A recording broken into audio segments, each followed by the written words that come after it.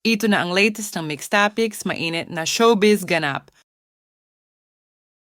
Hindi na bago sa mga celebrities ang mai-share ang kanilang mga pangarap sa buhay sa tuwing sila ay nagpapaunlak ng interview.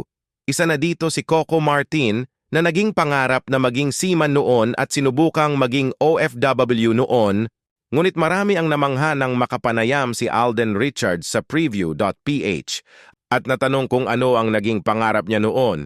Sino ba ang mag-aakala na pinangarap din ito ni Alden noon, ang pagiging isang OFW to be specific, maging isang domestic helper, katulad ng mga ibang Pinoy na nagnanais na magkaroon ng sagana sa buhay at maiyahon ang pamilya sa kahirapan.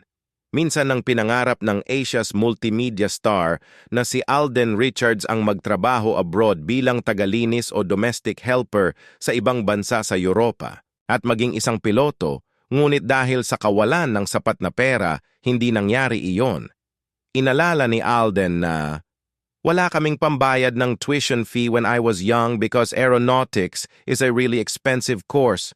When I first got into Europe, especially Amsterdam, parang bigla kong pinangarap maging domestic helper, yung naglilinis ng bahay.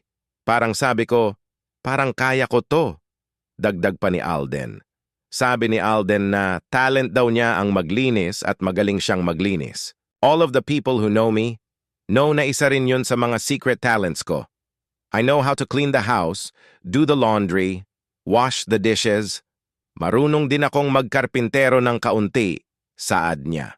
Aside from this, another one of the actor's secret talents is his tech savviness. He said, anything tech-related, like setting up gadgets and everything, lahat yun nagagawa ko. I'm a tech person very much, ever since I was young. Actually, my brother and I were very techy. Sa pagbabahaging ito ni Alden sa kanyang buhay, marami ang namangha at humanga sa kanya. Dahil tignan mo naman kung nasaan na siya ngayon, isa na siyang one of the most talented and in-demand leading men in the country today. Very inspiring ang kanyang kwento at experienced sa buhay dahil sa mga pagsubok ng panahon, naging isang matatag na tao siya at narating niya ang taluktok ng tagumpay ngayon. Masipag, marespeto at magaling sa kanyang talento at lalo na sa pakikipagkapwa-tao yan ang mga naging sandata niya at naniwala sa kanyang kakayahan at sa nasa itaas kaya naman very successful siya ngayon. Marami rin siyang natutulungan ng mga kabataan sa pamamagitan ng pagpapaaral sa kanila at ngayon ay nag-give back na rin siya sa entertainment industry. Iilan lang ang mga ito sa paraan niya para magbalik at makatulong sa kapwa dahil ngayong kaya niya ng tumulong. At maganda ang takbo ng kanyang career ayon kay Alden na it's time to give back, kaya naman hindi natatapos ang pagbuhos ng blessings sa kanyang buhay at sa kanyang career. Samantala sa isang up-close interview naman ni Catherine sa Mega na ang kanyang naging inspirasyon para magpatuloy despite sa mga pinagdaanan niya sa buhay ay ang kanyang pamilya at malaking tulong ang naging support ng kanyang mga solid fans. Dahil hindi lamang niya sila itinuturing na fans, kundi itinuturing ni Catherine ang kanyang mga fans na isang pamilya dahil wala naman daw siya sa kanyang kinalalagyan ngayon kung hindi sa pagsuporta nila sa kanya.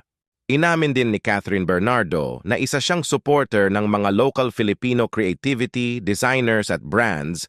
Ang kanyang kasuotan na ginamit at featured sa mega cover ay mga gawang Pinoy kaya proud na ibinahagi ni Catherine ang kanyang experience tungkol dito. I love supporting local brands and local designers. We're promoting the Philippines. Might as well wear the pieces from our very talented Filipino designers. Taimtim niyang ibinahagi na inihayag ang kanyang malalim na pagnanais na ibahagi ang kanyang mga blessings at mga nagawa sa kanyang mga mahal sa buhay. Because I want to share everything with my family, she explained. I want to share my milestones, all my successes and failures with my family kasi yan yung core ko. Samantala, approve naman ang tambalang Kathden sa mga puso ng mga netizens at sa survey online na pasadong-pasado ang Kathden sa kanilang puso kaysa sa dating tambalang Katniel. Kahit daw sa mga proyektong kanilang gagawin, ay susuportahan nila sina Catherine at Alden. Inaabangan na rin ang gagawing part 2 ng Hello Love Goodbye dahil may plano ng gawin ang proyekto, wala pa man din exact na date kung kailan uumpisahan ang proyekto, pero kasado na ito at naka-green light na ang proyektong Hello Love Goodbye na gagawin ni Catherine at Alden.